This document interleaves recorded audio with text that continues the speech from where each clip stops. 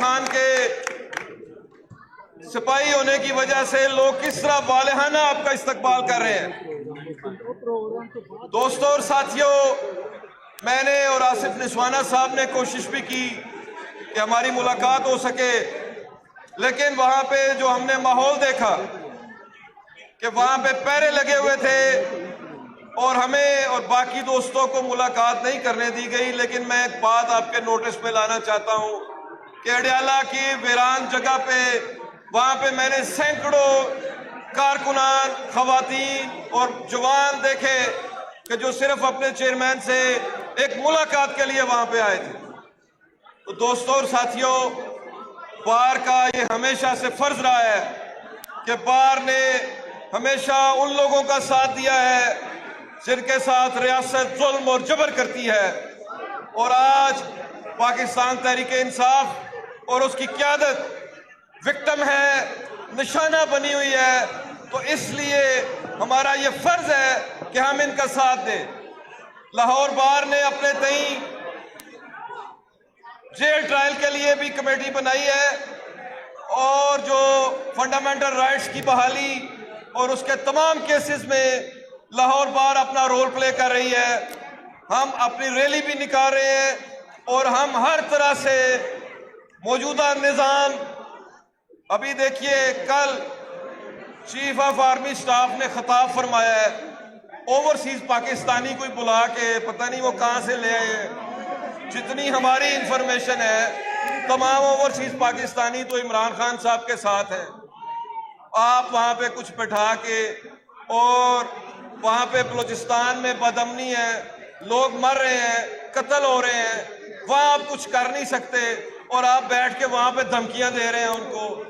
تو ایک discipline force کا سربراہ کو ایسا ہونا چاہیے۔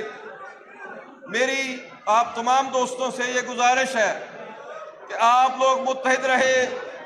یہ ظلم کی جو رات ہے یہ انشاءاللہ جلد ختم ہوگی۔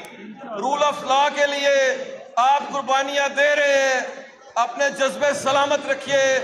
بار کی قیادت، لاہور ہائی کورٹ بار اور لاہور بار ہر لحظہ آپ کے ساتھ ہے، اور ہم انشاءاللہ اس ملک میں آئین اور قانون کو بحال کروائیں گے، اصلی جمہوریت کو بحال کروائیں گے، اور فارم 47 کی اس گورنمنٹ کو بھگائیں گے۔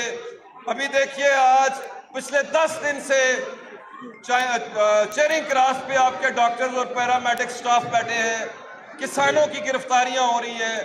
میں سندھ گیا ہوں، سندھ کے کسان پانی کے لیے رو رہے ہیں، اور سندھ بھر میں اس وقت جو سب سے بڑا ایشو ہے وہ پانی کا ایشو ہے۔ اس فوج نے یہاں پنجاب میں 10 لاکھ ایکڑ چولستان میں الاٹ کرائی ہے، اور اب اس کے لیے نہریں نکال رہے ہیں اور اس کو آباد کرنے جا رہے ہیں، اور اس کے لیے یہ سندھ کی آباد زمینوں کو بے آباد کرنے پہ تلے ہوئے ہیں۔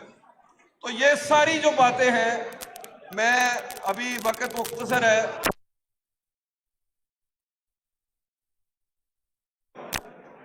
پاکستان بھر سے آئے وکلا اور کے پی کے سے آئے وکلا اور وزیر اعلیٰ خیبر پختونخوا علی امین گنڈا پور صاحب کو ویلکم کرتا ہوں۔ یہ بار آپ کے لیے حاضر ہے، جو بھی ہم سے بند پڑا انشاءاللہ ہم کریں گے۔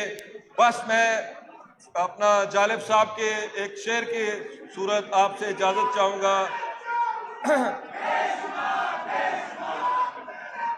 جو ماضی کے طالع آزما تھے ان کو مخاطب کر کے جالب صاحب نے کہا تھا، اور میں آج کے جو طالع آزما ہیں ان کو مخاطب کرتا ہوں کہ تجھ سے پہلے بھی جو شخص یہاں پہ تخت نشین تھا اس کو بھی اپنے خدا ہونے کا اتنا ہی یقین تھا۔